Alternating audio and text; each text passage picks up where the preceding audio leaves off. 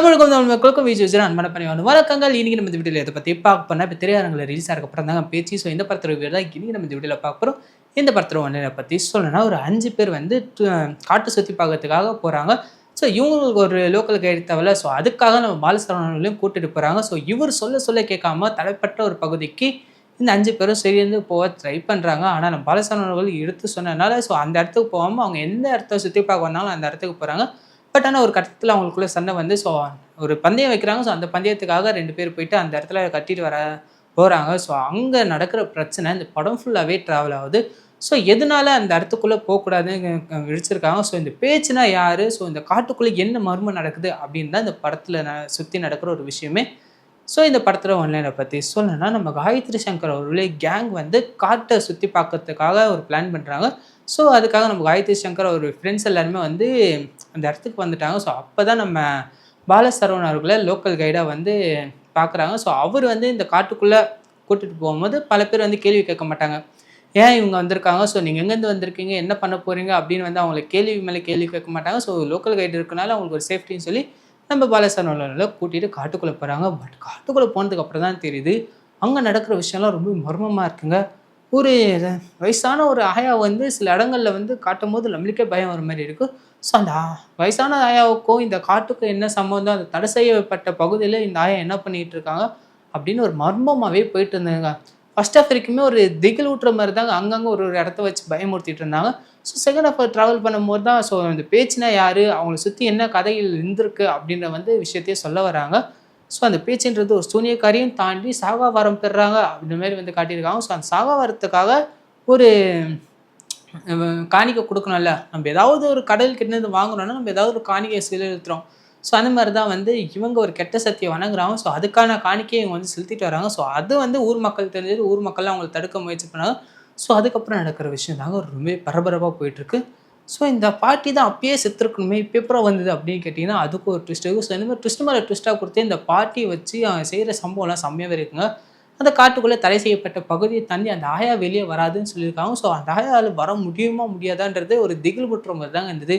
So அந்த மாதிரியான விஷயங்களை தாண்டி நம்ம பாலசரவணன் அவர்கள் அப்புறம் நம்ம காயத்ரி சங்கர் அவர்கள் கேங்கெலாம் இந்த காட்டுக்குள்ளே மாட்டிக்கிட்டு என்ன முழிக்கிறாங்க. ஸோ ஒவ்வொரு சம்பவத்துலேயும் அவங்களாம் என்ன ஆகுறாங்க அப்படின்றது தாங்க இந்த படத்தோட மெயின் ஸ்டோரியாகவே கொண்டு போயிருக்காங்க. ஸோ நம்ம வந்து தடை செய்யப்பட்ட பகுதி அப்படின்னா அந்த பக்கம் யாரும் போகக்கூடாதுன்னு அர்த்தம். ஸோ அதுக்கு பல விஷயங்கள் இருக்கலாம். ஸோ அந்த இடத்துல மர்மமான விஷயங்கள், மர்மமான கொலைகள் நடந்திருக்கலாம். ஸோ அதனால தான் தடை செய்யப்பட்ட பகுதி. ஸோ அதனால் அந்த பக்கம் போகாதீங்க அப்படின்னாலும் நாங்கள் அப்படி தானே போவோம், நீங்கள் என்ன பண்ண முடியும் பண்ணிக்கோங்க, நாங்கள் போய் பார்ப்போம் சாவோம், அது எங்களோட இஷ்டம், நீங்கள் ஏன் தடுக்கிறீங்க அப்படின்னு வந்து துணிச்சலாக போய் சாவுறீங்க. சரி நம்ம கடமை சொல்ல வேண்டியது சொல்லியாச்சு. ஸோ அதனால் சரியான சம்பவம் நடந்தால் இப்படி எனக்கு நான் இது காரணம் இல்லைன்ற மாதிரி தான் சில இடங்கள்ல இருக்கும். ஆனால் பாலசரவணன் அவர்கள் நினச்சிருந்தா அங்கேருந்து அப்பயே தப்பிச்சிருக்கலாம். பட் ஆனால் கடைசி வரைக்கும் அவங்க கூட நின்று எந்த அளவுக்குலாம் போராடுறாரு. ஸோ அவரும் நிறைய விஷயங்களை வந்து தாண்டி வந்திருக்காரு. ஏன்னா இவருக்கு வந்து ஒரு பொண்டாட்டி இருக்காங்க, குழந்தை இருக்காங்க. ஸோ இவர் கண்டிப்பாக திரும்பி வீட்டுக்கு போனால் ஆள் இருக்குனால கண்டிப்பாக போய் தான் ஆகணும். ஸோ அதனால இவருக்குள்ளேயும் அந்த வழிகள் இருக்குது. ஸோ ஒருவேளை இவரால் அந்த திரும்பி போக முடியலன்னா அவங்க குடும்பம் என்ன நிலமா ஆகும். ஸோ அதெல்லாம் யோசிக்கணும்ல. ஸோ இந்த மாதிரியான விஷயங்கள்லாம் தாண்டி கொஞ்சம் சென்டிமெண்ட் ஆட் பண்ணி இந்த பேய் த்ரில்லர் ஆட் பண்ணி இந்த படத்தை வந்து இன்ட்ரெஸ்டிங்காகவே கொண்டு போயிருந்தாங்க. ஒவ்வொரு நொடியும் வந்து நம்மளை பயமுறுத்துகிற காட்சிகள் நல்லாவே இருந்துச்சு. ஸோ கிளைமேக்ஸில் ஒரு செம்ம ட்விஸ்ட் வச்சு இந்த படத்தையே முடிக்கிறாங்க. யாருமே எதிர்பார்க்கல அப்படின்னு ஒரு இது இருக்கும். பட் ஆனால் ஸ்டார்டிங்லேருந்து எண்டிங் வரைக்குமே நமக்கு இந்த கும்பலில் ஒருத்தர் மேலே சந்தேகமாகவே இருக்குங்க. ஸோ அவர் தான் இதெல்லாம் பண்ணுறாங்களோ அப்படின்னு ஒரு சந்தேகம் வரும். ஸோ அந்த மாதிரியான விஷயங்களை குறித்து கிளைமேக்ஸில் செம்ம வெறித்தனத்தை காட்டியிருந்தாங்க.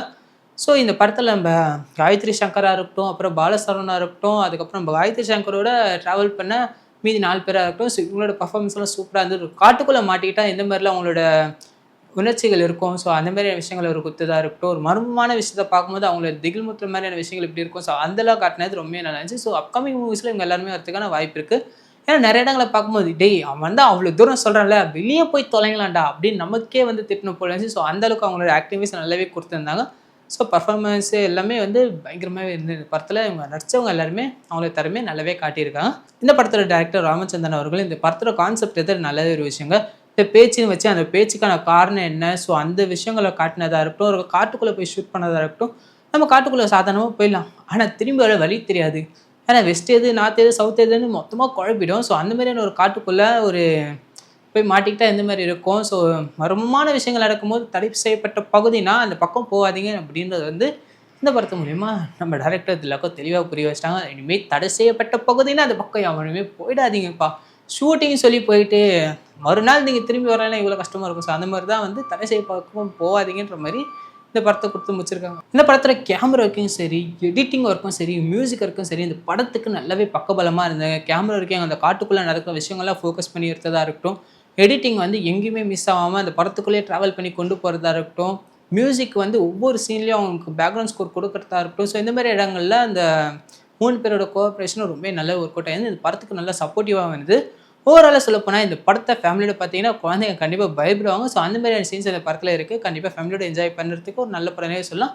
ஸோ நீங்கள் உங்கள் ஃபேமிலியோட இந்த படம் பார்க்க அவ்வளோ ரெடியாக இருக்கீங்க, இல்லை நான் பார்த்துட்டு வந்துட்டேன் அப்படின்னா உங்களோட கமெண்ட்ஸ் இருந்து நம்ம வீடியோவில் கமெண்ட் பண்ணுங்கள். ஸோ இந்த வீடியோ உங்களுக்கு பிடிச்சா லைக் பண்ணி ஷேர் பண்ணுங்கள், மறக்காமல் சப்ஸ்கிரைப் பண்ணுங்கள், கூட பார்த்து பெல் ஐகானை ப்ரெஸ் பண்ணுங்கள்.